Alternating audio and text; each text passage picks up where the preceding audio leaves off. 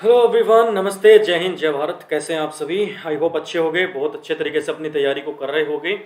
और संडे को 26 तारीख को आप लोगों का सब इंस्पेक्टर का एग्ज़ाम है। जैसा कि आप लोगों को पता है, database management system and SQL. SQL को अगर हम एक बार ना भी जोड़ें तो डेटाबेस मैनेजमेंट सिस्टम जो है, इससे हर पेपर में आपको एक क्वेश्चन देखने को मिल जाता है। एसआई लेवल जो है वो ग्रेजुएशन लेवल है, तो वहाँ पे थोड़ा सा और अच्छे लेवल के क्वेश्चन देखने को मिल सकते हैं। तो आज हम डेटाबेस मैनेजमेंट सिस्टम को कवर करने की कोशिश करेंगे, कंप्लीट रिवीजन करने की कोशिश करेंगे इस क्लास में। और कुछ एक्स्ट्रा पॉइंट्स भी आप लोगों को मैं बताऊंगा साथ ही साथ कि भाई इन चीज़ों से जो है कौन कौन से पॉइंट्स जो है वो हमें एक्स्ट्रा याद करने हैं, या फिर थोड़े से जो ग्रेजुएशन लेवल की चीज़ें होती हैं उनके बारे में भी हम डिस्कस करेंगे। एक बार फटाफट से जुड़ जाइए, उसके बाद स्टार्ट करते हैं। सभी को गुड आफ्टरनून। प्रदीप भाई, विक्रम प्रणाम प्रणाम, तरुण राघव नमस्कार, शक्ति सिंह हेलो, राजकुमार सिंह, अच्छा ये हुई ना बात। चलो कोई बात नहीं भाई, एक बार लाइक जरूर कर देना सभी के सभी वीडियो को। 2 मिनट 1 मिनट का वेट करते हैं, तब तक एक बार जुड़ जाते हैं बच्चे एक बार, उसके बाद स्टार्ट करेंगे सेशन। मैसेज कर देता हूँ मैं एक बार ग्रुप्स में, ताकि पता लग जाए उनको क्लास स्टार्ट हो चुकी है। आप भी जहाँ पे हो सके प्लीज़ वीडियो को शेयर कर दीजिए सभी के पास, ताकि सभी का एग्ज़ाम जो है वो बहुत अच्छे तरीके से हो सके। ओके,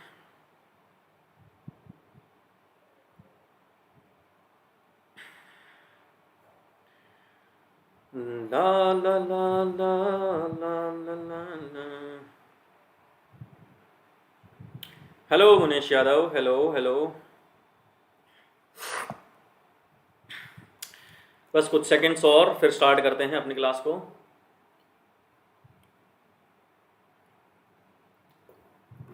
सोमपाल शर्मा नमस्कार भाई। नहीं भाई, मैं कोई बेस्ट वेस्ट नहीं हूँ, नॉर्मल इंसान है आप लोगों की तरह ही, और क्या होना था। चलो भाई, आ गए हैं स्टूडेंट्स, बाकी आते रहेंगे। स्टार्ट करते हैं। तो आज का हमारा जो टॉपिक रहेगा दोस्तों, वो रहेगा हमारा डेटाबेस मैनेजमेंट सिस्टम।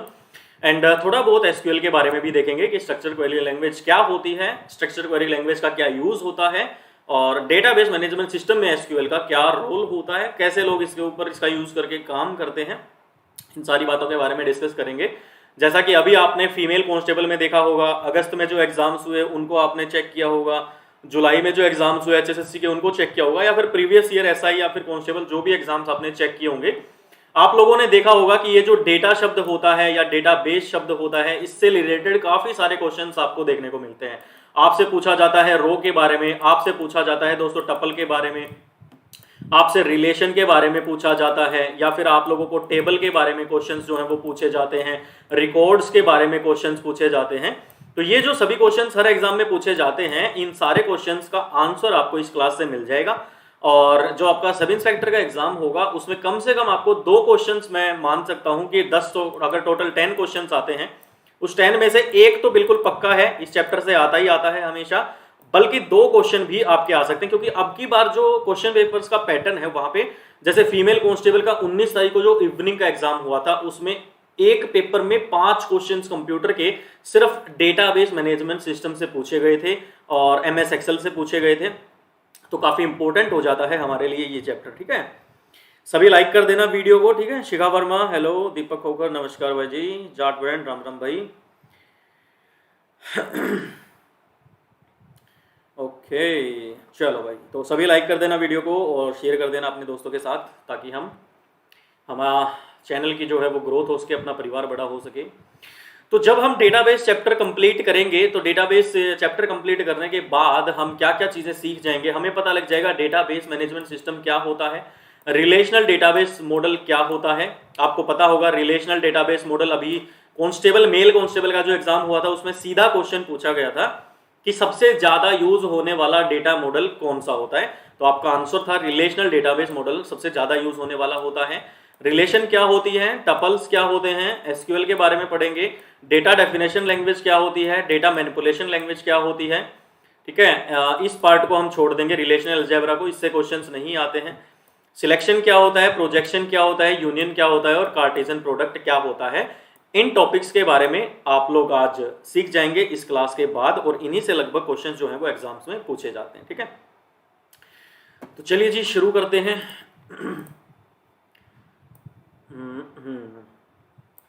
सबसे पहले अगर हम बात करें कि भाई एक डेटाबेस क्या होता है, और डेटाबेस जानने से पहले कि भाई डेटाबेस के बारे में जानने से पहले हमें ये पता होना चाहिए कि डेटा क्या होता है। डेटा डेटा मतलब क्या, रो फैक्ट्स एंड इंफॉर्मेशन को हम क्या कहते हैं, डेटा कहते हैं। यानी किसी भी वस्तु के बारे में कोई जानकारी, किसी भी इंसान के बारे में कोई जानकारी, यानी कि किसी भी चीज के बारे में कोई भी हमारे पास जानकारी है, उसको हम क्या कहते हैं, डेटा कहते हैं। जब हमारे पास डेटा कलेक्ट हो जाता है, काफी सारा डेटा कलेक्ट हो जाता है, तो हमारे पास एक डेटा बेस बन जाता है। तो डेटा बेस क्या होता है, एक कलेक्शन होता है। किस चीज का कलेक्शन होता है, रिलेटेड इंफॉर्मेशन का कलेक्शन, रिलेटेड इंफॉर्मेशन का संग्रह होता है, कलेक्शन होता है।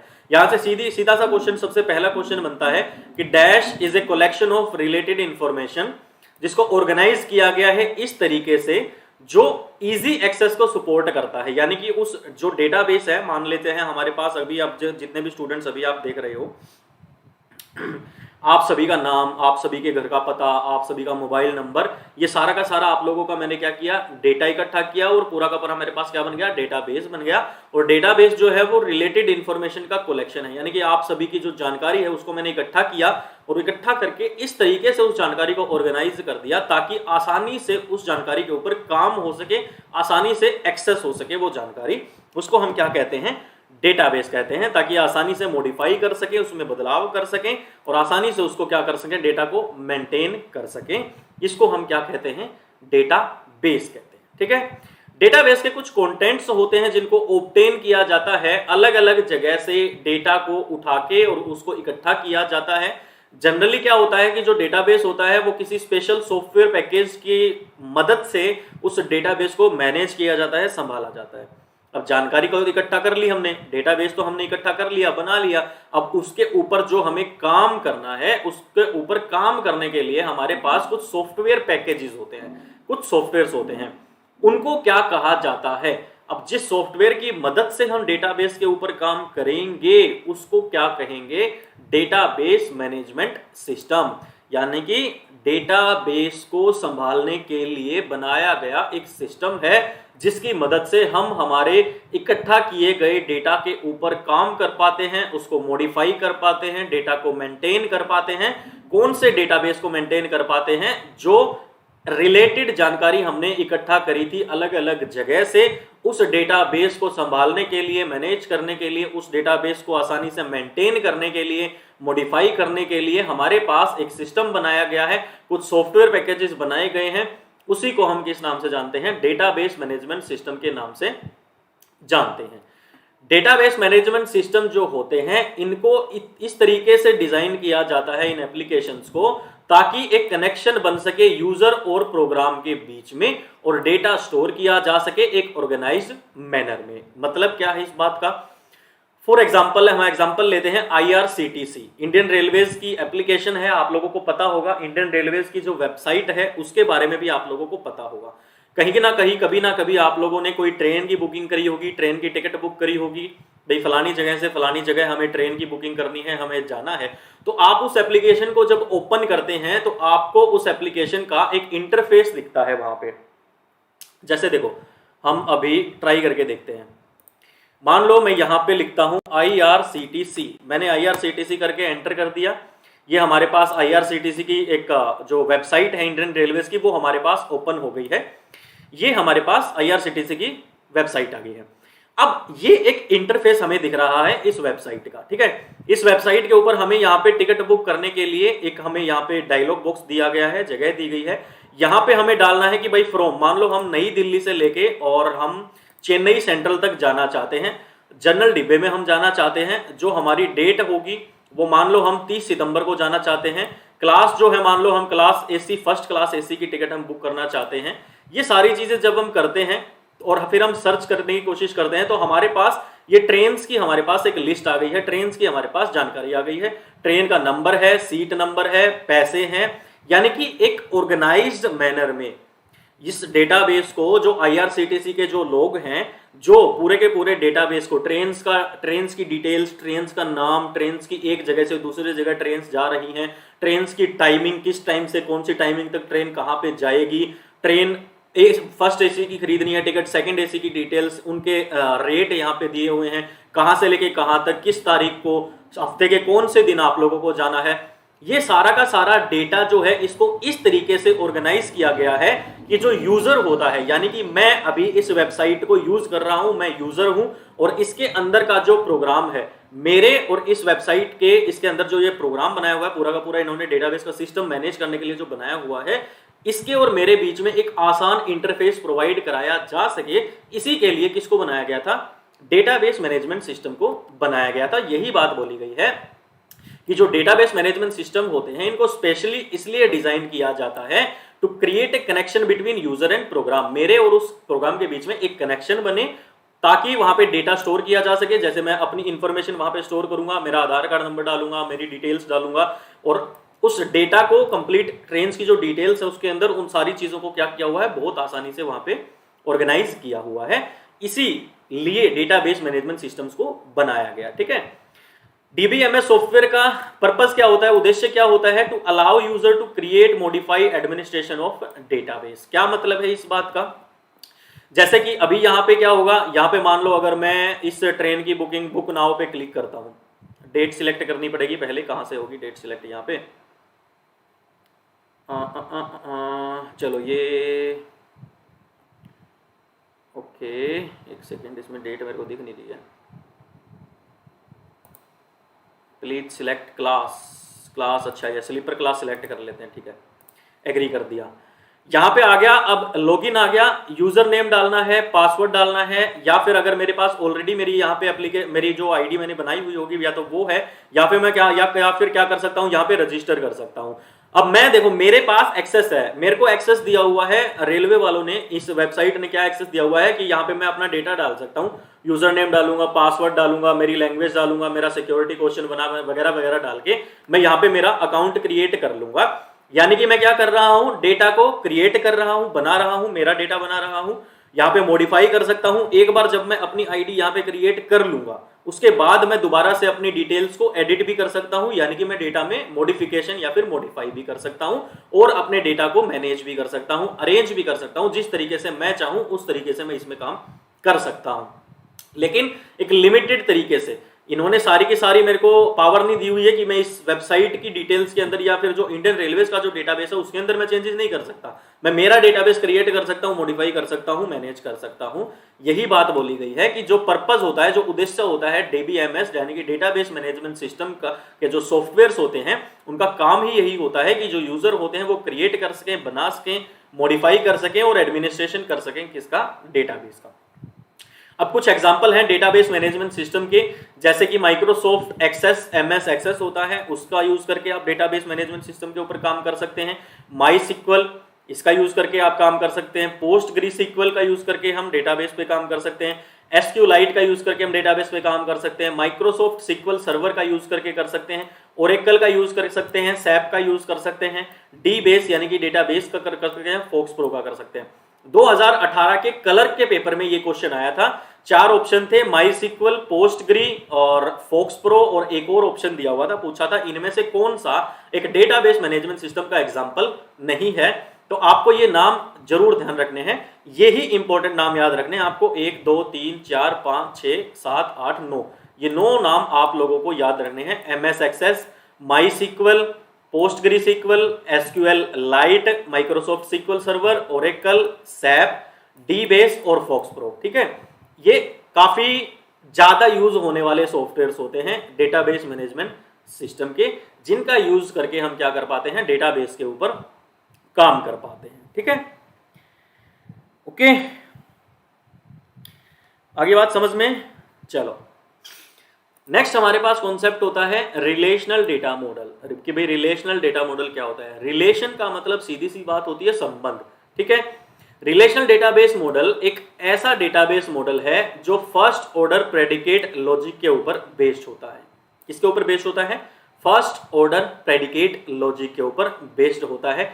जहां पे बेसिकली होता क्या है, और ये पूछा जा सकता है कि जो रिलेशनल डेटाबेस मॉडल है इसको प्रपोज किसने किया था, तो एडगर एफ कोड 1969 में। ये नाम याद रख लेना भाई, पूछा जाए कि relational database model, relational data model जो होता है उसको प्रपोज किसने किया था, कौन लेके आया था, तो एडगर एफ कोड ने 1969 में इसको प्रपोज किया था।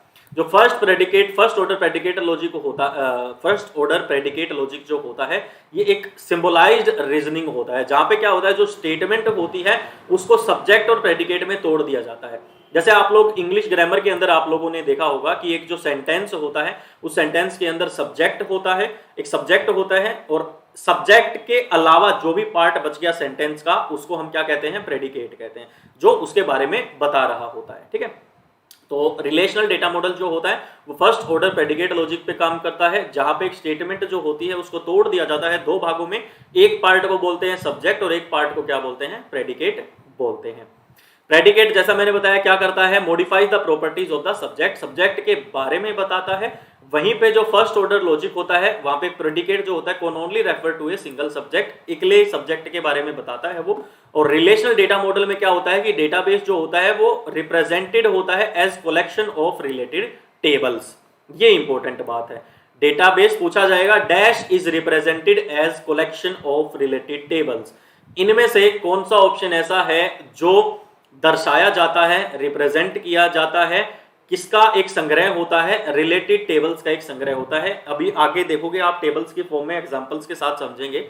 टेबल्स, दो टेबल हैं, दोनों टेबल्स के बीच में एक रिलेशन है और दोनों टेबल्स का जो रिलेशन, रिलेटेड टेबल्स का जो कलेक्शन है उसको डेटाबेस के तौर पे ही रिप्रेजेंट किया जाता है। हर एक टेबल जो होती है, ईच टेबल, ये क्वेश्चन यहाँ पे अभी पूछा गया है भाई फीमेल कांस्टेबल में कि dash is termed as relation, कि इन चार ऑप्शंस में से रिलेशन किसको बोला जाता है। तो जो एक टेबल होती है उसी को हम टर्म्ड करते हैं एक रिलेशन के तौर पे। टेबल का मतलब ही क्या होता है, रिलेशन, और रिलेशन का मतलब ही क्या होता है, टेबल होता है। अलग अलग नाम होते हैं टेबल्स के। ठीक है, टेबल्स को बनाया जाता है किसका यूज करके, रो का यूज करके और कॉलम का यूज करके टेबल्स को बनाया जाता है। जो रो होती है वो हॉरिजॉन्टल सबसेट होता है, जो ऐसे जो पड़ी हुई लाइंस होती हैं उनको रो कहते हैं, और जो ऐसे खड़ी लाइन होती हैं उनको हम क्या कहते हैं, कॉलम कहते हैं। तीसरी कौन सी इंपॉर्टेंट बात है कि जो आपकी रो होती है, जो टेबल के अंदर आपकी रो होती है उस रो को टपल बोला जाता है और उस रो को क्या बोला जाता है, रिकॉर्ड बोला जाता है।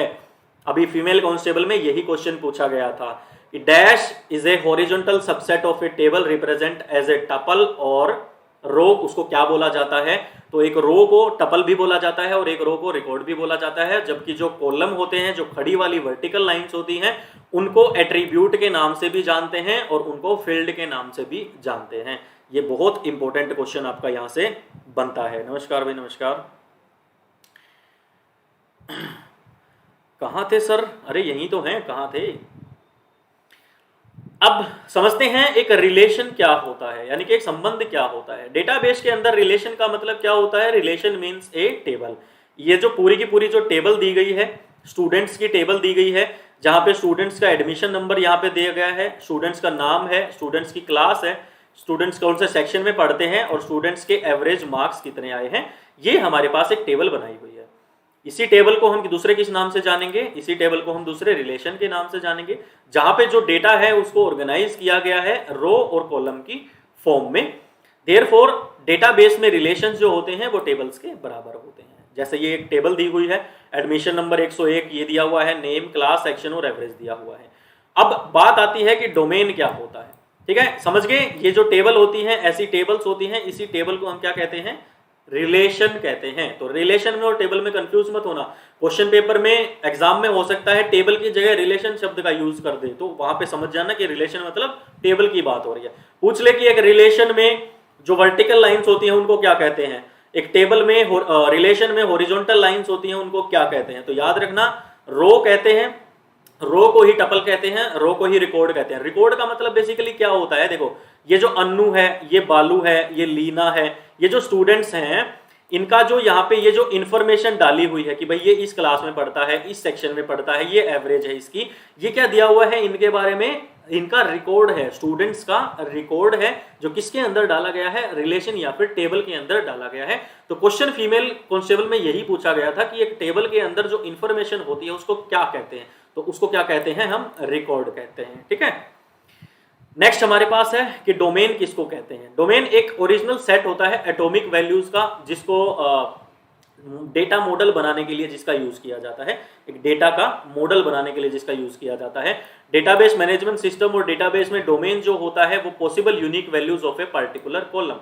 जो एक कॉलम है, मान लो जैसे ये एक कॉलम है, ये नेम का एक कॉलम है, इसके अंदर पर्टिकुलर कितनी यूनिक वैल्यूज यहाँ पे आ सकती हैं, पॉसिबल यूनिक वैल्यूज कितनी आ सकती हैं, उसके लिए हम किसका यूज करते हैं, डोमेन का यूज करते हैं। जैसे फॉर एग्जांपल अगर मैं बात करता हूं जेंडर की, तो जेंडर मेल हो सकता है, जेंडर फीमेल हो सकता है। तो पॉसिबल वैल्यूज हमारे पास दो हो गई, या तो पुरुष होगा या फिर महिला होगी, और जेंडर जो हो गया वो क्या हो गया, डोमेन हो गया। वहीं पे अगर मैं बात करता हूं फॉर एग्जांपल कलर की बात करते हैं, तो कलर के अंदर कितनी पॉसिबल वैल्यूज हो सकती हैं, कलर 12 ग्रीन हो सकता है, व्हाइट हो सकता है, येलो हो सकता है, पिंक हो सकता है। तो कलर क्या हो गया, डोमेन, और जो कलर के नाम है वो क्या हो गए, उन कलर्स की फॉर एग्जाम्पल वैल्यूज हो गई, यूनिक वैल्यूज हो गई, पोजिशन हो गई, जो अलग अलग हम पॉसिबल वैल्यूज उनका यूज कर सकते हैं। जैसे HSSC को अगर मैं डोमेन बनाता हूं तो HSSC के अंदर क्लर्क हो गया, HSSC ग्राम सचिव हो गया, HSSC पटवारी हो गया, ये जो सारे एग्जाम्स हैं ये पॉसिबल वैल्यू हैं, ये वो वैल्यूज हैं जो HSSC डोमेन के अंदर आ सकती हैं। तो समझ गए होगे आप कि डोमेन बेसिकली क्या होता है। फॉर एग्जाम्पल दिया हुआ है, जेंडर कॉलम बना दिया हमने, एक कॉलम बनाया जेंडर, उसके अंदर हम दो तरीके के वैल्यू डाल सकते हैं, एक वैल्यू हो सकता है मेल, एक वैल्यू हो सकता है हमारा फीमेल। डोमेन बना दिया हमने मैरिटल स्टेटस, तो मैरिटल स्टेटस में मैरिड आ सकता है, अनमैरिड आ सकता है, विडो आ सकता है, विधवा, डाइवोर्स आ सकता है, तलाक आ सकता है, ये हमारा मैरिटल स्टेटस डोमेन में आ सकते हैं पॉसिबल वैल्यूज। तो इसलिए dash is a set of acceptable values of a particular column which is based on various properties and data types. तो क्या आंसर करोगे अगर क्वेश्चन आया dash is a set of acceptable values of a particular column which is based on various properties and data types, यानी कि खाली स्थान एक ऐसी एक्सेप्टेबल वैल्यू है किसी पर्टिकुलर कॉलम के लिए जो बेस्ड है अलग अलग प्रॉपर्टीज पे और अलग अलग डेटा टाइप्स पे। फॉर एग्जांपल एक कॉलम बनाते हैं हम जिसका डेटा टाइप हम सिलेक्ट कर देते हैं न्यूमेरिक, यानी कि नंबर डेटा टाइप हम सिलेक्ट कर देते हैं, उसमें कुछ भी डाल सकते हैं, रोल नंबर आ सकता है, एडमिशन नंबर आ सकता है। एक कॉलम बना दिया हमने जेंडर का, जिसके अंदर डेटा टाइप हमने यूज कर दिया कौन सा, कैर, यानी कि कैरेक्टर डेटा टाइप, उसमें मेल आ सकता है, फीमेल आ सकता है। तो खाली स्थान में क्या आंसर करके आ जाओगे, डोमेन एक ऐसा एक्सेप्टेबल वैल्यूज का सेट होता है किसी भी पर्टिकुलर कॉलम में जिसका जो बेस्ड होता है अलग अलग तरीके की प्रॉपर्टीज और अलग अलग तरीके की डेटा टाइप्स पे। तो आंसर क्या हो जाएगा हमारा, वेरी गुड आफ्टरनून प्रवीण भाई, तो आंसर हो जाएगा हमारा डोमेन। ठीक है, डोमेन समझ गए क्या होता है। नेक्स्ट बात करते हैं टपल के बारे में। जैसा कि मैंने आप लोगों को अभी बताया था कि एक टेबल जो होती है उसके अंदर जो रो होती है, उस रो को जो हॉरिजॉन्टल सबसेट या फिर इंफॉर्मेशन होती है टेबल के अंदर, उसको क्या कहते हैं, हम टपल कहते हैं। ये क्वेश्चन सीधा सा आएगा, हॉरिजॉन्टल सबसेट या हॉरिजॉन्टल इंफॉर्मेशन एक टेबल के अंदर क्या बोला जाता है, उसको टपल। हॉरिजॉन्टल मतलब जो लेटी हुई लाइंस होती है जिनको आप रोज कहते हैं, जिसके अंदर आप रिकॉर्ड मेंटेन करते हैं, इंफॉर्मेशन डालते हैं रोज के अंदर, उसी को टपल के नाम से जाना जाता है। टपल को दूसरे किस नाम से जाना जाता है, रिकॉर्ड के नाम से जाना जाता है, जो किसी पर्टिकुलर इंफॉर्मेशन, किसी जो पर्टिकुलर इंफॉर्मेशन जानकारी हमें देता है टेबल के बारे में या फिर रिलेशन के बारे में, क्योंकि रिलेशन को ही क्या कहा जाता है, टेबल कहा जाता है। ठीक है, जैसे कस्टमर की अगर कोई टेबल है तो एक रो जो होगी वो हमें इंफॉर्मेशन प्रोवाइड कराएगी एक कस्टमर के बारे में, और एक स्टूडेंट टेबल जो होगी उसमें जो एक रो होगी वो हमें इंफॉर्मेशन किसके बारे में प्रोवाइड कराएगी, एक स्टूडेंट के बारे में। जैसे कि ये जो टेबल है, ये वाली जो टेबल है, इसके अंदर मान लो ये जो पहले नंबर वाली रो है 101 एडमिशन नंबर वाली रो है, ये जो रो है ये हमें बताती है कि एडमिशन नंबर 101 है, स्टूडेंट का नाम अन्नू है, वो 12th क्लास में पढ़ती है, वो ए सेक्शन में पढ़ती है और उसके एवरेज स्कोर जो है वो 85 है। यानी कि ये जो एक रो है ये मुझे एक इंसान के बारे में ही जानकारी दे रही है। ठीक है, तो क्वेश्चन इस तरीके से भी घुमाया जा सकता है। एक स्टूडेंट टेबल में जो एक रो होगी वो किसके बारे में इंफॉर्मेशन दे सकती है, वहां पे होगा ऑल स्टूडेंट्स के लिए, वहां पे होगा 2 स्टूडेंट्स के लिए, वहां पे मिलेगा 1 स्टूडेंट के लिए, वहां पे मिलेगा इनमें से या फिर मिलेगा सभी के लिए। तो एक रो जो होगी वो एक स्टूडेंट की इंफॉर्मेशन देगी, 5 रो होंगी वो 5 स्टूडेंट्स की इंफॉर्मेशन देगी। इस तरीके से आपको वहां पे आंसर करना है पेपर के अंदर। एनसीईआरटी वाले नहीं करवा रहे सर, अरे राकेश भाई ये क्या चल रहा है। नेक्स्ट हमारे पास बात आती है की क्या होती है। की का मतलब होता है, मान लो क्वेश्चन आ गया, dash are an important part of relation database and a vital part of structure of a table, तो क्या आंसर हो जाएगा, की हमारा आंसर हो जाएगा। दे ये हेल्प करती है हमारी enforce integrity and help identify the relation between the tables, दो टेबल्स के बीच में क्या संबंध बन रहा है। एक टेबल है स्टूडेंट्स की, एक और टेबल है स्टूडेंट्स की, और दोनों के बीच में कुछ संबंध बन रहा है, यानी कि दोनों में एक ऐसी फील्ड है, दोनों में एक ऐसा कॉलम है, यानी कि इसमें भी रोल नंबर का एक कॉलम है और दूसरी टेबल में भी रोल नंबर का एक कॉलम है। इससे पता लग रहा है कि दोनों टेबल्स के बीच में कोई ना कोई रिलेशन तो है। उसको पहचाना कैसे जाता है, कीज की हेल्प से पहचाना जाता है। नॉर्मली हमारे पास 3 तरीके की कीज होती हैं, बट हम पढ़ते हैं 4 तरीके की कीज के बारे में पढ़ते हैं। मेल कांस्टेबल में पूछा गया था, फॉरेन की से जो क्वेश्चन था वो मेल कांस्टेबल के अंदर आया था। प्राइमरी की से क्वेश्चन भी आ चुका है, कैंडिडेट की से क्वेश्चन भी आ चुका है। अब की बार हो सकता है आपसे अल्टरनेट की के बारे में पूछ लिया जाए, तो सारी कीज के बारे में आप लोगों को नॉलेज जो है वो होनी चाहिए कि क्या होता है भाई बेसिकली। अब देखो, एक टेबल है मान लो, और उस टेबल के अंदर हमें किसी भी, मान लो स्टूडेंट्स की ही टेबल है, तो स्टूडेंट्स की टेबल के अंदर से हमें यूनिक तरीके से इंफॉर्मेशन को आइडेंटिफाई करना है एक रो के अंदर से। उस किसकी हेल्प से हम कर पाते हैं, की प्राइमरी की हेल्प से हम कर पाते हैं। जैसे फॉर एग्जांपल मान लो हमारे पास एक टेबल है स्टूडेंट्स की, और उस टेबल में हमें क्या करना है, इंफॉर्मेशन फाइंड आउट करनी है किसी स्टूडेंट के बारे में। दो स्टूडेंट जो हैं वो एक जैसे दो स्टूडेंट जो हैं उनका नेम भी सेम आ गया, उन स्टूडेंट्स का सरनेम भी सेम आ गया, उन स्टूडेंट्स का फादर नेम भी सेम आ गया। हमें पता करना है कि वो दो स्टूडेंट्स अलग अलग हैं या वो दो स्टूडेंट्स सेम हैं। उसके लिए हम किसका यूज करेंगे, प्राइमरी की का यूज करेंगे, जिसमें हम किन किन चीजों का यूज कर सकते हैं। हो सकता है हम आधार कार्ड का यूज करके उन दोनों को अलग अलग कर दें, हम उनका फोन नंबर यूज करके उन दोनों को अलग अलग कर दें, यानी कि ऐसी चीज का हम यूज करेंगे, ऐसी इंफॉर्मेशन का यूज करेंगे जिससे कि हम उन दोनों के बीच में डिफरेंशिएट कर पाएं और यूनिकली तरीके से, अलग तरीके से इंफॉर्मेशन को आइडेंटिफाई कर पाएं। उसको क्या कहा जाता है, प्राइमरी की कहा जाता है।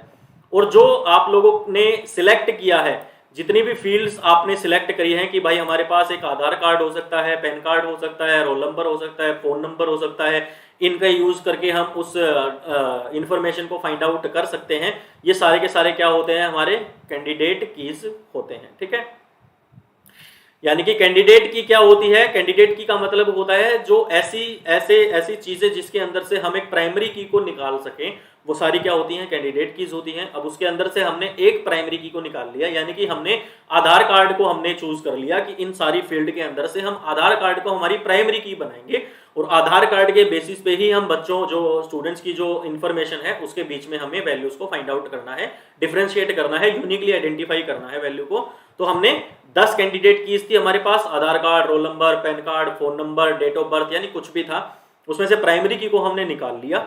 और प्राइमरी की को निकालने के बाद बाकी जितनी भी की बच जाती हैं उनको क्या कहा जाता है, अल्टरनेट की कहा जाता है। Out of candidate keys after selecting a key as A primary की, यानी कि कैंडिडेट कीज के बाद प्राइमरी की को सिलेक्ट करने के बाद जो भी रिमेनिंग कीज बच जाती हैं उनको क्या कहा जाता है, अल्टरनेट की कहा जाता है। एक हमारे पास होती है फॉरेन की। फॉरेन की को एक ऐसी फील्ड या फिर फील्ड्स का एक कलेक्शन, फील्ड्स क्या होती हैं, एडमिशन नंबर एक फील्ड है, नेम एक फील्ड है, क्लास एक फील्ड है, सेक्शन एक फील्ड है, एवरेज एक फील्ड है। ये सारी की सारी क्या चीजें हैं, ये सभी फील्ड होती हैं। राकेश, वीडियो एनकैप्सुलेशन क्या होता है सर, प्लीज एक्सप्लेन। भाई डेटाबेस का चैप्टर चल रहा है, आप इनकैप्सुलेशन पे आपका ध्यान है, तो इसका मतलब ना आप इनकैप्सुलेशन समझ पाओगे ना आप डेटाबेस को समझ पाओगे। तो पहले जो चीज चल रही है उसके बारे में आप समझने की कोशिश करेंगे तो ज्यादा बेहतर होगा। डिस्क्रिप्शन में मैंने एक नंबर दिया हुआ है, व्हाट्सएप कर सकते हैं, वहां पे आपका जो भी डाउट है, आपका इनकैप्सुलेशन का डाउट है, आप मुझे वहां पे भेज दीजिए मैसेज, मैं आपको आंसर कर दूंगा बाद में, क्लास के बाद। ठीक है, फॉरेन की कलेक्शन ऑफ फील्ड्स, यानी कि admission number, name, class, to section, average, ये क्या है, 5 फील्ड हैं, इनका एक कलेक्शन क्या कहलाता है, फॉरेन की कहलाता है। टेबल के अंदर जिसमें यूनिकली आइडेंटिफाई करना है हमें एक रो के, टेबल के एक रो को और दूसरी टेबल के रो के साथ हमें यूनिक आइडेंटिफाई करना है, यानी कि दो टेबल्स के बीच में जब बात हो रही है तो कौन सी की का यूज करते हैं, फॉरेन की का यूज करते हैं।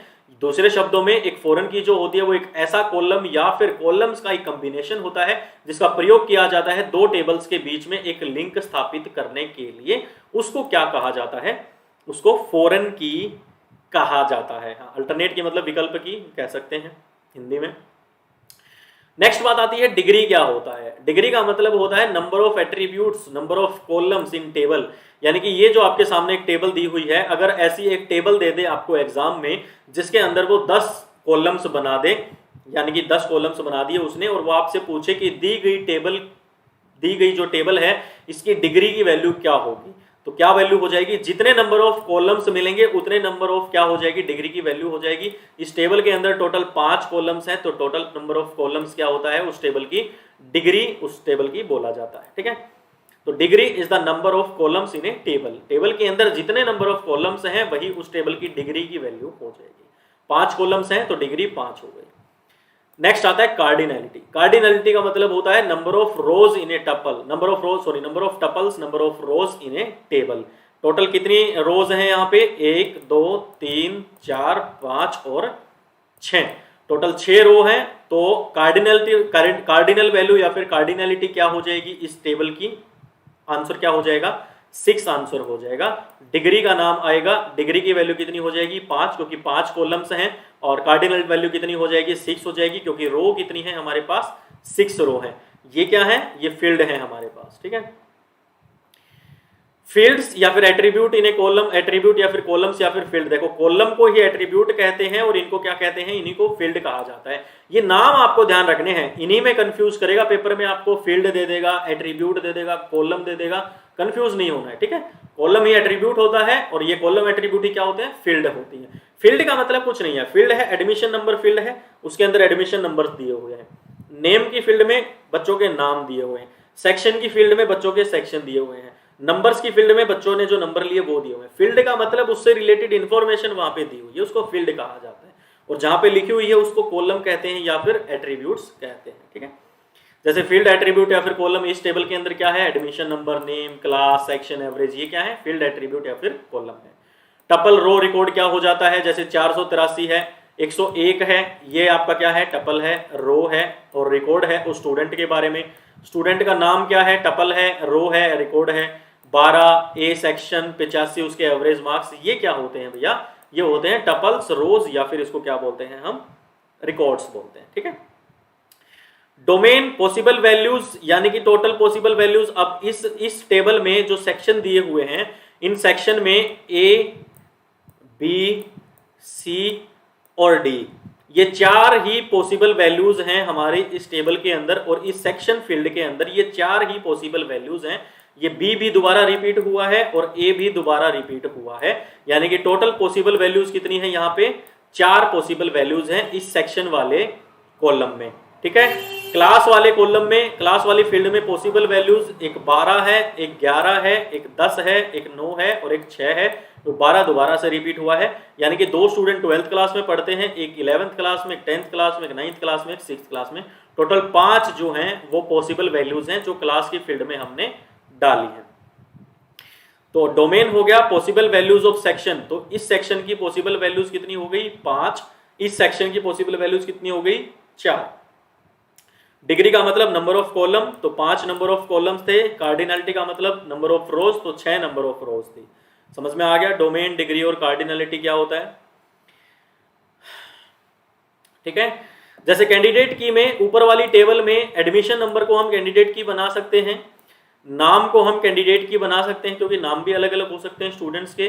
देयरफॉर एडमिशन नंबर और नेम क्या बन गए, हमारे कैंडिडेट कीज बन गई। अब जो नेम और एडमिशन नंबर जो 2 हमने कैंडिडेट की बनाई है यूनिक तरीके से डेटा को आइडेंटिफाई करने के लिए, उसमें से हम क्या करते हैं, एडमिशन नंबर को हम हमारी प्राइमरी की बना देते हैं, क्योंकि हमें पता है कि नाम तो फिर भी, एक स्टूडेंट का नाम है राम, तो दूसरे स्टूडेंट का नाम भी राम हो सकता है, लेकिन एक स्टूडेंट जो पहले वाला है राम, अगर उसका रोल नंबर 1 है तो दूसरा स्टूडेंट जो होगा उसका रोल नंबर सेम नहीं हो सकता, और ना ही उसका एडमिशन नंबर सेम हो सकता। एडमिशन वो अलग अलग डेट पे या फिर सेम दिन भी अगर ले रहे हैं, तो एक का एडमिशन नंबर, अगर एक नंबर पहले नंबर पे किसी ने एडमिशन कराया है और राम उसका नाम है, तो जो दूसरे नंबर पे एडमिशन कराएगा मान ले राम, तो एडमिशन नंबर दोनों का अलग अलग होगा। इसलिए हम एडमिशन नंबर को क्या मान सकते हैं, प्राइमरी की मान सकते हैं, क्योंकि वैल्यू जो होगी वो एडमिशन नंबर की डिफरेंट होगी, सेम नहीं होगी। अल्टरनेट की, अब इस कैंडिडेट की के अंदर से एडमिशन नंबर और नाम, इन 2 कीज के अंदर से हमने एडमिशन नंबर की जो हमारी फील्ड थी उसको हमने प्राइमरी की बना दिया। बच क्या गई हमारे पास, नेम वाली फील्ड बच गई। तो एडमिशन नंबर को तो प्राइमरी के बना दिया, और नेम बची हुई फील्ड जो बच गई उसको क्या बना देंगे हम, उसको कह सकते हैं बेसिकली, क्या कह सकते हैं, अल्टरनेट की उसको हम बोल सकते हैं। ठीक है, नेक्स्ट हम बात करते हैं स्ट्रक्चर क्वेरी लैंग्वेज के बारे में, यानी कि एसक्यूएल के बारे में। एसक्यूएल एक ऐसी स्टैंडर्ड लैंग्वेज है जो डेटाबेस के ऊपर काम करने के लिए यूज की जाती है। स्पेशल पर्पस प्रोग्रामिंग लैंग्वेज होती है जिसको टेबल्स को बनाने के लिए यूज किया जाता है, डेटा मैनेज करने के लिए यूज किया जाता है, डेटा मैनिपुलेट करने के लिए यूज किया जाता है, यानी कि डेटा के अंदर बदलाव करने के लिए इसका यूज किया जाता है। ठीक है, एसक्यूएल हमें कौन कौन सी स्टेटमेंट्स हैं जो एसक्यूएल हमें प्रोवाइड कराती है, जैसे क्वेरिंग डेटा। क्वेरी का मतलब क्या होता है, पूछा जाए आप लोगों से कि डेटाबेस के अंदर सवाल पूछना क्या कहलाता है, एक डेटाबेस के अंदर से क्वेश्चन पूछना क्या कहलाता है, तो उसको क्या कहते हैं, हम क्वेरी कहते हैं। क्वेरी का मतलब होता है क्वेश्चंस पूछना। जैसे क्लास में कहते हैं ना सर कि सर मेरी एक क्वेरी है, तो मेरा एक क्वेश्चन है, उसके लिए आप कह सकते हैं मेरी क्वेरी है। तो डेटाबेस के अंदर से क्वेश्चंस पूछना या किसी चीज के बारे में इंफॉर्मेशन लेना हमें क्वेरी कहलाता है, और एसक्यूएल हमें प्रोवाइड कराता है कि हम डेटा में क्वेरी वहां पे पूछ सकें। डेटा इंसर्ट कर सकते हैं, यानी कि डेटाबेस के अंदर डेटा डाल सकते हैं, डेटा अपडेट कर सकते हैं। पहले से कोई डेटा है, आपने एचएसएससी का फॉर्म फिल कर दिया, उसके बाद आपको लगता है कि आपने वहां पे अपना मोबाइल नंबर गलत डाल दिया, एचएसएससी आपको क्या कहती है कि आपके पास 2 दिन का समय है, आपने जो फॉर्म फिल किया है उसके अंदर आप अपडेशन कर सकते हैं। अब आप क्या करेंगे, अपना दोबारा से फॉर्म ओपन करेंगे, लिंक ओपन करेंगे, अपने मोबाइल नंबर को चेंज करेंगे, यानी कि पुरानी चीज की जगह पे आपने नई चीज को डाला और पुरानी चीज से नई चीज को क्या कर दिया, अपडेट कर दिया। तो एसक्यूएल की हेल्प से हम क्या क्या कर सकते हैं, इंसर्ट कर सकते हैं, अपडेट कर सकते हैं और रोज को डिलीट कर सकते हैं। ठीक है, creating, replacing, altering and dropping objects. Tables के अंदर ऑब्जेक्ट्स को हम क्रिएट कर सकते हैं, बना सकते हैं, रिप्लेस कर सकते हैं, एक चीज की जगह दूसरी चीज को लगा सकते हैं, अल्टर कर सकते हैं, उसमें छांट पीट कर सकते हैं, ड्रॉप कर सकते हैं, यानी कि डिलीशन भी वहां पे कर सकते हैं। राम राम भाई विकास यादव। तो ये सारी चीजें हम किसकी हेल्प से कर सकते हैं, एसक्यूएल की हेल्प से कर सकते हैं। एसक्यूएल की कुछ एडवांटेजेस हैं, एडवांटेजेस को पढ़ने की जरूरत नहीं है क्योंकि एडवांटेजेस हमसे नहीं पूछी जाती हैं पेपर में। एसक्यूएल स्टेटमेंट्स के बारे में क्वेश्चन पूछा जाता है, आपसे पूछा जाएगा डीडीएल की फुल फॉर्म क्या होती है, तो डेटा डेफिनेशन लैंग्वेज डीडीएल की फुल फॉर्म होती है। डीएमएल की फुल फॉर्म क्या होती है, डेटा मैनिपुलेशन लैंग्वेज डीएमएल की फुल फॉर्म होती है। टीसीएस की फुल फॉर्म क्या होती है, ट्रांजैक्शन कंट्रोल स्टेटमेंट टीसीएल की फुल फॉर्म होती है। एससीएस की फुल फॉर्म क्या होती है, यहाँ पे टीसीएस लिख देता हूं मैं, यहाँ पे एससीएस की full form session control statement. दूसरा एससीएस सिस्टम कंट्रोल स्टेटमेंट भी हो सकता है, और ईएसएस हो सकता है एम्बेडेड एसक्यूएल स्टेटमेंट। तो ये डेटा डेफिनेशन लैंग्वेज और डेटा मैनिपुलेशन लैंग्वेज ये दोनों एचएसएससी में बहुत बार पूछी गई हैं, इनके बारे में तो आपको बिल्कुल पता होना चाहिए। ये जो 2 लैंग्वेज स्टेटमेंट हैं, डेटा डेफिनेशन और डेटा मैनिपुलेशन, इनके बारे में आपको और चीजें क्या याद रखनी कि इनके अंदर कमांड कौन कौन सी यूज की जाती हैं, उन कमांड्स के बारे में आप लोगों को पता होना चाहिए। जैसे सबसे पहले अगर हम बात करें डेटा डेफिनेशन लैंग्वेज स्टेटमेंट्स के बारे में, तो डेटा डेफिनेशन या फिर डेटा डिस्क्रिप्शन, ये दोनों ही इसकी सही डेफिनेशन मानी जाती है, फुल फॉर्म मानी जाती है। डेटा डेफिनेशन लैंग्वेज या फिर data description language. Standard commands हैं, डिफाइन करते हैं स्ट्रक्चर डेटाबेस का, किस तरीके से डेटाबेस बनाया जाएगा, उसके स्ट्रक्चर को डिफाइन करते हैं डीडीएल स्टेटमेंट्स। डीडीएल स्टेटमेंट्स का यूज किया जाता है create structure of a table, table का ढांचा बनाने के लिए डीडीएल स्टेटमेंट्स का यूज किया जाता है। डेटा डेफिनेशन लैंग्वेज या फिर डेटा डिस्क्रिप्शन लैंग्वेज, मॉडिफाई करना है एग्जिस्टिंग स्ट्रक्चर किसी टेबल का, टेबल का स्ट्रक्चर तो हमने बना लिया, अब उस टेबल का ढांचा बनाने के बाद हमें उसके अंदर कुछ चेंजेस करने हैं, मॉडिफिकेशन करनी है, तो हम डीडीएल स्टेटमेंट्स का यूज कर सकते हैं। बनी हुई टेबल को रिमूव करना है, हटाना है, डिलीट करना है, तो हम डीडीएल स्टेटमेंट्स का यूज करते हैं। जैसे अब क्वेश्चन कैसे आएगा कि इन 4 ऑप्शंस में से कौन सी कमांड ऐसी है जो डीडीएल स्टेटमेंट्स के अंदर नहीं आती है, तो सबसे पहली याद रखोगे क्रिएट, यानी कि बनाना, टेबल के स्ट्रक्चर को बनाना, किस कमांड की हेल्प से, क्रिएट। क्रिएट का मतलब ही क्या होता है, बनाना होता है, क्रिएट टेबल कमांड हो गई। आल्टर टेबल, टेबल के स्ट्रक्चर के अंदर, टेबल के अंदर हमें छांट पीट करनी है, चीजें घटानी बढ़ानी है, तो हम आल्टर टेबल कमांड का यूज करते हैं। दूसरा ड्रॉप टेबल, यानी कि डिलीट करना, ड्रॉप करना मतलब किसी चीज को नीचे मतलब डिलीट कर देना, रिमूव कर देना, उसके लिए हम किसका यूज करते हैं, ड्रॉप टेबल का यूज करते हैं। तो डीडीएल यानी कि डेटा डेफिनेशन लैंग्वेज या फिर डेटा डिस्क्रिप्शन लैंग्वेज, इसका यूज करके हम क्या कर सकते हैं, डिफरेंट स्ट्रक्चर डिफाइन कर सकते हैं टेबल के अलग अलग ढांचे को, टेबल के अलग अलग स्ट्रक्चर को। तो पूछा जाएगा dash is a standard for commands that defines the different structures in A database. तो आंसर क्या करोगे, डेटा डिस्क्रिप्शन लैंग्वेज हो तो ये कर देना, डेटा डेफिनेशन लैंग्वेज हो तो ये कर देना, दोनों हो तो ऑप्शन मिलेगा बोथ, तो बोथ कर देना। पूछा जाएगा चार ऑप्शंस में से कौन सी कमांड ऐसी है, कौन सी स्टेटमेंट ऐसी है जो डीडीएल स्टेटमेंट्स के अंदर यूज की जाती है। तो हम क्रिएट का यूज करते हैं, अल्टर का यूज करते हैं, और हम किसका यूज करते हैं, ड्रॉप का यूज करते हैं। ये बात ध्यान रखनी। नेक्स्ट हमारे पास आता है data manipulation language statements, DML जिसको हम बोलते हैं, डेटा मैनिपुलेशन लैंग्वेज। इनका यूज किया जाता है एक्सेस या फिर मैनिपुलेट करने के लिए, किसको, डेटा को।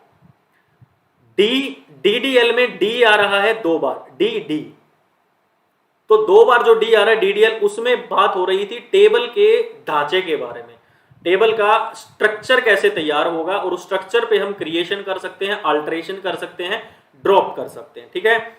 डेटा मैनिपुलेशन लैंग्वेज, मैनिपुलेशन का मतलब ही क्या होता है, घुमा देना या फिर कुछ बदल देना। कहते हैं ना, इसके दिमाग को मैनिपुलेट करता है, ये मैनिपुलेट करता रहता है, यानी कि अपनी एक बात पे नहीं टिकता, बार बार चीजों को बदलता रहता है, बातों को बदलता रहता है। डेटा मैनिपुलेशन लैंग्वेज का मतलब होता है कि अब उस टेबल के अंदर जाएंगे हम, और टेबल के अंदर जाके जो हमारा डेटा बेस होगा उसके ऊपर हमें काम करना है। और डेटा बेस के ऊपर हम क्या क्या कर सकते हैं, अंदर के डेटा को हम सिलेक्ट कर सकते हैं, अंदर के डेटा को हम अपडेट कर सकते हैं, डेटा को हम डिलीट कर सकते हैं, और डेटा हम क्या कर सकते हैं, इंसर्ट कर सकते हैं। जब आपने एचएसएससी का फॉर्म फिल किया होगा, हरियाणा पुलिस का फॉर्म फिल किया होगा, तो वहां पे आपने डेटा को सिलेक्ट किया होगा, वहां पे अपनी जानकारी को आपने अपडेट किया होगा, कोई गलत जानकारी भरी गई होगी उसको आपने डिलीट किया होगा, और आपने अपनी सारी की सारी इंफॉर्मेशन क्या करी होगी, वेबसाइट के अंदर इंसर्ट करी होगी। तो जो उस वेबसाइट के पीछे, डेटाबेस मैनेजमेंट सिस्टम के पीछे जो लोग बैठे हैं, एचएसएससी की वेबसाइट्स के पीछे जो संभाल रहे हैं डेटा को, वो किसकी मदद से ये सारे काम कर पाते हैं, डेटा मैनिपुलेशन स्टेटमेंट्स यानी कि डीएमएल स्टेटमेंट्स की हेल्प से, और स्ट्रक्चर क्वेरी लैंग्वेज की हेल्प से कर पाते हैं। सॉफ्टवेयर चाहे वो ओरेकल का यूज करते हो, डी बेस का यूज करते हो, सैप यूज करते हो, माई सिक्वल यूज करते हो, पोस्टग्रीसिक्वल यूज करते हो, फोक्स प्रो यूज कर सकते हो, वो कोई भी सॉफ्टवेयर वो यूज कर सकते हैं, प्लेटफॉर्म वो कोई भी यूज कर सकते हैं। लेकिन उसके बाद लैंग्वेज कौन सी यूज करेंगे, स्ट्रक्चर क्वेरी लैंग्वेज। फिर उसके बाद उनको अगर डेटा सिलेक्ट करना है तो डीएमएल यूज करेंगे, डेटा में अपडेशन करना है तो डीएमएल यूज करेंगे, डेटा को डिलीट करना है तो डीएमएल यूज करेंगे, और डेटा इंसर्ट करना है तो डीएमएल यूज करेंगे। ये दोनों स्टेटमेंट्स में फर्क होता है डेटा डिस्क्रिप्शन या फिर डेटा डेफिनेशन लैंग्वेज में, या फिर डेटा मैनिपुलेशन लैंग्वेज में। बनाना है स्ट्रक्चर, अल्टर करना है टेबल को, ड्रॉप करना है टेबल को, तो डीडीएल स्टेटमेंट्स का यूज करेंगे। फिर डेटा के अंदर काम करना है, टेबल के अंदर डेटा पे काम करना है, डिलीट करना है डेटा को टेबल के अंदर से, रिट्रीव करना है डेटा, लेना है डेटा टेबल के अंदर से, मॉडिफाई करना है डेटा को टेबल के अंदर, तो हम किसका यूज करते हैं, डेटा डीएमएल स्टेटमेंट्स का यूज करते हैं, जिसमें सिलेक्ट आती है, अपडेट आती है, डिलीट आती है, और क्या आती है, इंसर्ट आती है। ठीक है, ओके, चलो नेक्स्ट हम बात करते हैं डेटा टाइप्स के बारे में। डेटा टाइप्स कौन कौन से होते हैं। बेसिकली हर एक वैल्यू जो मैनिपुलेटेड की जाती है एसक्यूएल डेटाबेस के द्वारा, उसका कोई ना कोई डेटाबेस जरूर होता है। Data type of A value associate a fix set of properties with the value. और सीक्वल के अंदर क्या होता है, एसक्यूएल के अंदर क्या होता है, 3 मेन डेटा टाइप्स होते हैं। एक कैरेक्टर डेटा टाइप होता है, एक नंबर डेटा टाइप होता है, और अनदर डेटा टाइप्स होते हैं, डेट टाइप्स होते हैं, यानी कि तारीख के लिए अलग से टाइप्स होते हैं।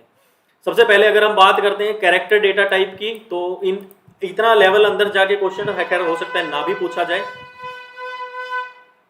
गुब्बारे वाला आ गया भाई, गुब्बारे लेने हैं क्या किसी को?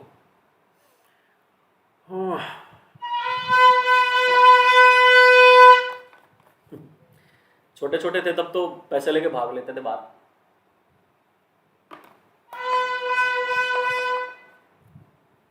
पो पो पो पो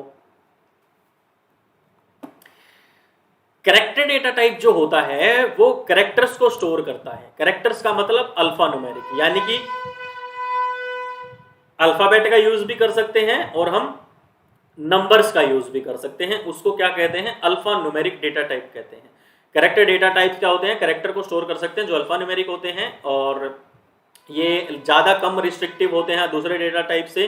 कुछ कम प्रॉपर्टीज इनके अंदर होती है। फॉर एग्जांपल जो कैरेक्टर कॉलम्स होते हैं वो सिर्फ अल्फा न्यूमेरिक वैल्यूज ही इंसर्ट करवा सकते हैं, but number columns can store only numeric values.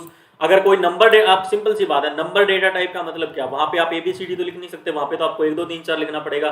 Char data type या फिर कैरेक्टर डेटा टाइप अगर आप यूज करेंगे तो वहां पे आप कैरेक्टर्स का यूज करेंगे, अल्फा न्यूमेरिक ठीक है का यूज करेंगे।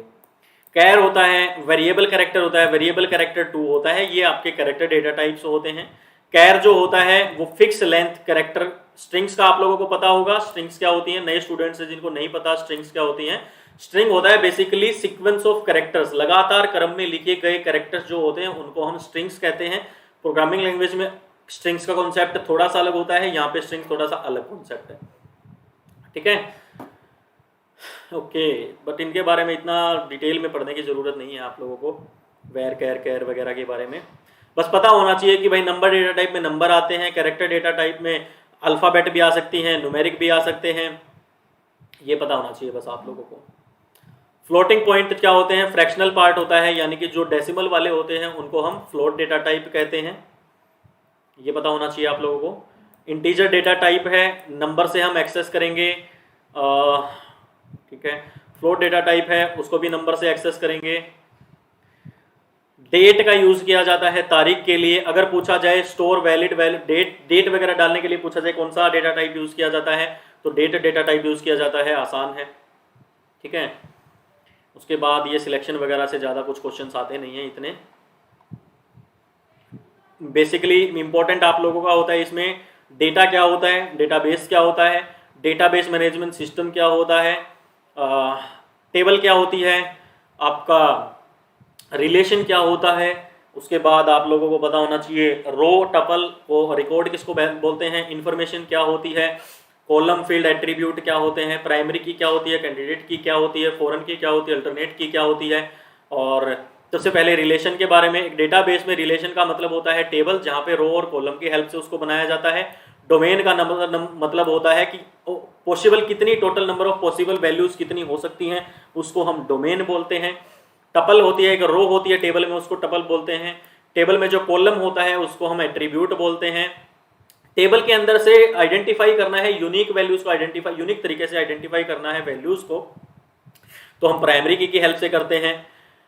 अब total number of columns, basically total number of unique values को फाइंड आउट करने के लिए जितनी भी टोटल हमारे पास चीजें होंगी, सेट ऑफ फील्ड्स होंगी अलग अलग, उनको हम कैंडिडेट की कहते हैं। कैंडिडेट कीज के अंदर से जब हम प्राइमरी की को निकाल लेते हैं, बची हुई कीज को हम अल्टरनेट की कहते हैं। डेटा डेफिनेशन लैंग्वेज या फिर डेटा डिस्क्रिप्शन लैंग्वेज डीडीएल की full form, data manipulation language DML की full form. String data types में कैर, वेरकैर और वेरकैर 2 आते हैं। न्यूमेरिक डेटा टाइप में नंबर, न्यूमेरिक, इंटीजर, फ्लोट और डेसिमल आते हैं। डेट डेटा टाइप में डेट आता है। सिलेक्शन का मतलब होता है रिलेशन अलजेब्रा में सिलेक्शन करना, टपल्स वैल्यूज को रिटर्न करवाना। प्रोजेक्शन का मतलब होता है रिलेशन वैल्यू में दोज कॉलम्स को रिटर्न करना जहां पे हमें एट्रीब्यूट्स की एक लिस्ट दी गई है, कॉलम्स की एक लिस्ट दी गई है। यूनियन का आपको पता है, दो चीज़ों को जोड़ के कंबाइन करके, दो और दो से ज़्यादा टेबल्स को कंबाइन करके जो रिजल्ट लेते हैं वो यूनियन हो जाता है।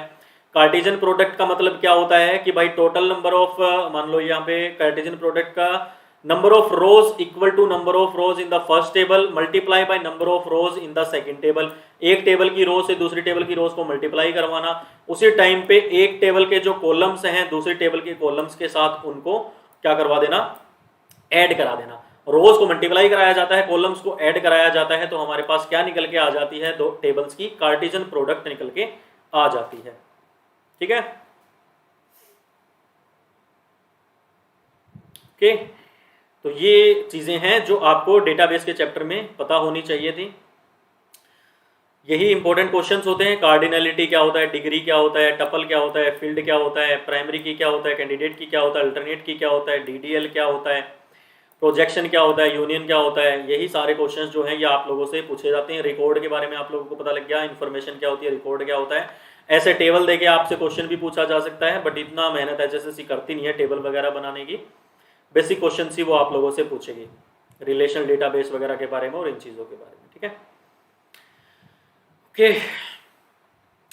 तो डेटाबेस तो हमारे पास हो गया है, और डेटाबेस के अलावा और क्या करें भाई। डेटाबेस हमारा यहाँ पे कंप्लीट रिवीजन डेटाबेस का हम लोगों ने कर लिया है, ठीक है। तो आई होप आप लोगों को डेटाबेस के बारे में कंप्लीट पता लग गया होगा। डेटाबेस क्या होता है, डेटाबेस में कैसे चीज़ें काम करती हैं, कौन कौन सी बातों का हमें ध्यान रखना होता है डेटा के अंदर, और टपल के बारे में, फील्ड के बारे में, रिटर्न रिकॉर्ड के बारे में, इन सारी चीज़ों के बारे में आप लोगों को पता लग गया होगा। फिर भी अगर कोई डाउट है तो आप लोग कमेंट करके पूछ सकते हैं, और शाम को कोशिश करेंगे दूसरी क्लास लेने की और कुछ एडवांस लेवल पे चीज़ों को करने की कोशिश करेंगे अगर शाम को क्लास हुई अपनी तो। और ठीक है, अभी किसी का अगर कोई डाउट है तो आप लोग पूछ सकते हैं कमेंट करके, अदरवाइज हमारी क्लास जो है वो ख़त्म हो गई है। ओके, डेटाबेस के बारे में इतनी इन्फॉर्मेशन हमें होनी चाहिए पेपर से पहले, वरना पेपर में आया तो फिर दिक्कत हो जाएगी। ठीक है,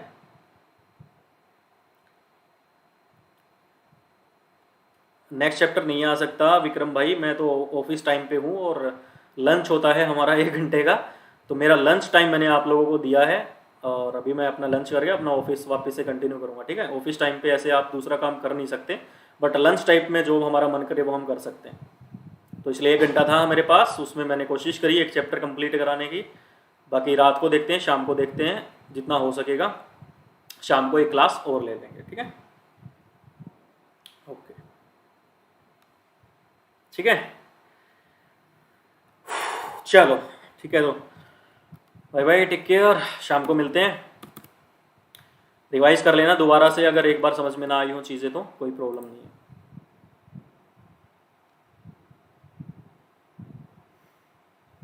बता देंगे शाम को क्लास होगी तो टेलीग्राम पे अपडेट कर देंगे, आप टेलीग्राम जरूर ज्वाइन कर लेना।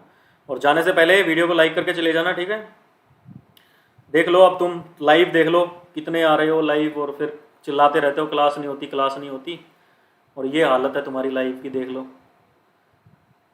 चलो ठीक है, कोई बात नहीं, बाय बाय, टेक केयर, शाम को मिलते हैं अगर हुई तो क्लास, बट पूरी कोशिश रहेगी शाम को क्लास लेने की। ठीक है, चलो bye bye, take care, thank you so much.